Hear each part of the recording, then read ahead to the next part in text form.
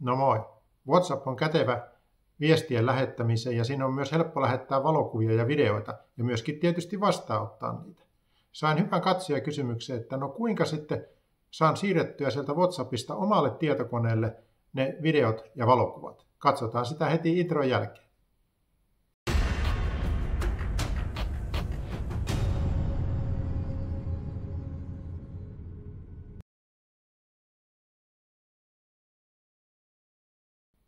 Kun selasin nettiä, niin löysin erilaisia tapoja, miten tämä homma saadaan onnistua. Mutta minä ajattelin, että tehdäänpä tämä nyt melkein samalla tavalla kuin, että jos olisit ottanut vain puhelimella valokuvia ja videoita itse ja haluaisit siirtää ne kaikki tietokoneelle. Tämä ei mene ihan samalla tavalla, tässä on pieniä eroja. Ja oikeastaan aloitetaan nyt ensin sillä, että laitetaan tämä puhelimessa WhatsApp semmoiseen kuntoon, että ollaan varmoja siitä, että kaikki ne valokuvat ja videot on tallessa tällä omalla puhelimella. Eli avataan tältä puhelimelta ensin tuo WhatsApp, ja siellä WhatsAppin oikeassa yläreunassahan on semmoinen 3 pistettä. Painetaan siitä, jonka jälkeen tulee näkyviin yksi valinta asetukset. Valitaan asetukset, ja sitten pikkasen selataan alaspäin sitä listaa, mikä täällä on. Sieltä löytyy semmoinen kohta kuin tallennus, tila ja data. Ja sen alta löytyy semmoinen kohta kuin medioiden automaattinen lataus. Ja nyt käytännössä pitää laittaa päälle niin, että ainakin jossakin tilanteessa ladataan tähän puhelimeen kaikki ne saapuneet valokuvat ja videot. Ja minulla on nyt täällä semmoinen asetus itsellä päällä, että silloin kun mä olen tuossa Wi-Fi-verkossa, niin silloin aina ladataan. Muussa tilanteessa sitten ei ladata. Lähinnä sen takia, että jos mä olen ulkomailla, niin mä en halua, että silloin sitä mun mobiilidataa kuluu näihin WhatsApp-videoiden ja valokuvien lataamiseen mun laitteelle, jos mä itse niin haluan. Mutta se on oikeastaan sellaista itsestä kiinni, että jos sulla on semmoinen liittymä, että niin kuin todennäköisesti on, että mobiilidata on rajaton, etkä paljon käy ulkomailla, niin silloin voi myöskin valita tuon vaihtoehdon, että mobiiliverkossa myöskin ladataan nämä aina, sekä valokuvat että videot.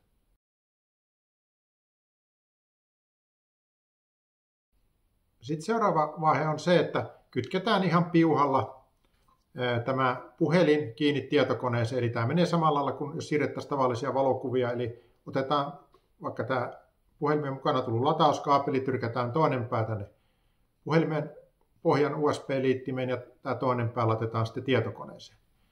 Ja nyt kun piuha on kiinni, niin sen jälkeen sitten puhelin kysyy, että mitä nyt sitten tehdään seuraavaksi. Ja puhelin tietysti kannattaa olla nyt auki lukituksesta. Ja kun sipaisee sieltä näytön yläreunasta, niin sieltä näkyy sitten, että puhelin kysyy, että mitä tehdään. Oletuksenahan se lataa, mutta kun painaa siinä vieressä olevaa pientä sellaista alanuolta väkästä, sieltä löytyy myös semmoinen vaihtoehto kuin tiedoston siirto Android Auto. Ja valitaan se, jonka jälkeen sitten tämä puhelin luo niin kuin tiedonsiirtoyhteyden sen tietokoneen kanssa. Nyt sitten käynnistetään tietokoneelta resurssien hallinta ja sen avulla sitten haetaan sieltä puhelimelta esille ne valokuvat ja videot. Eli resurssien hallinnahan nyt voi käynnistää monella eri tavalla. Yksi nopein tapa ehkä on sellainen, että painaa ensin tuon Windows-näppäimen pohjaan ja sitten saman tien E-näppäintä, niin että ensin Windows-pohjaan ja sitten E, niin että ne on molemmat vähän aikaa pohjassa. Ja nyt sitten kun selaa sieltä vasemmalta resurssien hallinnassa, mitä siellä näkyy, niin sieltä tulee näkyviin myöskin sitten se puhelin. Ja nyt se, mikä sen puhelimen nimi on, niin se on nyt sitten ihan valmistaja- ja mallikohtainen juttu. Ja tässä minulla on nyt tuo OnePlus 11 ja sehän näkyykin siellä ihan selväkielisenä nimenä. Sitten kun mä sitä ryhdyn sitä laajentamaan, niin sitten sieltä löytyy valinta puhelimen sisäinen tallennustila. Ja sitä kun sitten edelleen laajennetaan ja nyt ruvetaan etsimään, että missä ne valokuvat ja videot on, niin pitää oikein luntata, että seuraavaksi otetaan sieltä semmoinen kansio auki, jonka nimi on Android. Sen alta otetaan auki kansio, jonka nimi on Media. Sen alta com.whatsapp ja sen alta WhatsApp ja sen alta kansio, jonka nimi on Media. Ja nyt tulee näkyviin lista näitä kansioita. Ja vielä jos klikkaa sitten tätä WhatsApp images, niin nyt siellä oikeassa reunassa pitäisi sitten näkyä ne valokuvat, jotka täällä WhatsAppissa on tallessa. Ja sitten, jos menee yhden pykälän takaisinpäin, niin sitten semmoisessa kansiossa kuin WhatsApp video, sieltä löytyy sitten kaikki ne videot. Eli nyt me ollaan löydetty ne. Nyt sitten seuraava homma on se, että kopioidaan ne sinne tietokoneelle. Eli valitaan nyt vaikka se WhatsApp Images ensin, joka sisältää siis ne valokuvat. Ja tässähän voi nyt tietysti valita, että kopioiko kaikki vai jotkut tietyt. Mutta minä kopioin nyt kaikki.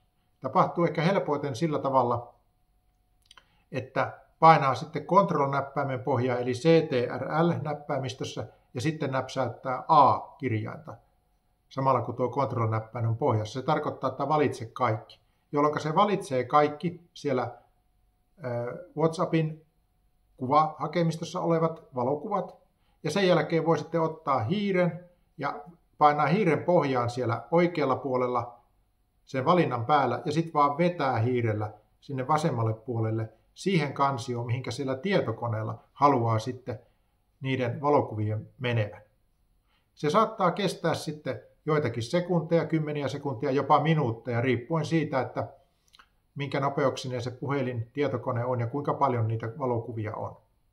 Sitten vastaavalla tavalla, kun tämä on tehty, sitten valitaan sieltä se toinen kansio, jonka nimi on siis WhatsApp Video. Klikataan sitä, ne videot tulee siihen oikealle puolelle näkyviin, valitaan ne kaikki Ctrl-A:lla ja sen jälkeen raahataan ne samalla tavalla sitten sinne resurssien hallintaan, sinne tietokoneelle siihen kohtaan, mihin haluat niiden menevän. Sitten sä voit vielä tehdä sillä tavalla, että klikkaat sitten sieltä vasemmalta puolelta sitä kansiota, mihin siirsit ne ja näet sitten, että menihän ne nyt varmasti tänne. Huomaa semmoinen juttu, että kun WhatsApp tallentaa näitä kuvia ja lähettää niitä, niin sehän tarkoituksellisesti yleensä huonontaa sitä kuvan laatua, jotta nämä kuvat ja videot veisi vähemmän tilaa ja niiden lataaminen olisi nopeampaa. Ja sanoisin näin, että kun tietokoneen ruudulta katsoo, niin ne on kuitenkin ihan ok-laatuisia ne niin sanotut pienennetytkin kuvat. Siis se kuva on niin kuin saman kokoinen, mutta sen laatua on huononnettu. Siellä WhatsAppissa on myös asetus, jolla pystyy sitten vaikuttaa siihen, että kuinka paljon se tavallaan pakkaa niitä kuvia. Ja jos laittaa sen paremman laadun päälle, niin sitten se vie 6 kertaa enemmän tilaa kuin se huonompi laatu. Mutta se kuvan laatu ei niin kuin ihmissilmällä ole kuitenkaan 6 kertaa parempi. Saattaa siinä eron nähdä, mutta ei se ero ole niin suuri. Jätän sinun harkinnan varaan, että kumpaa vaihtoehtoa käytät.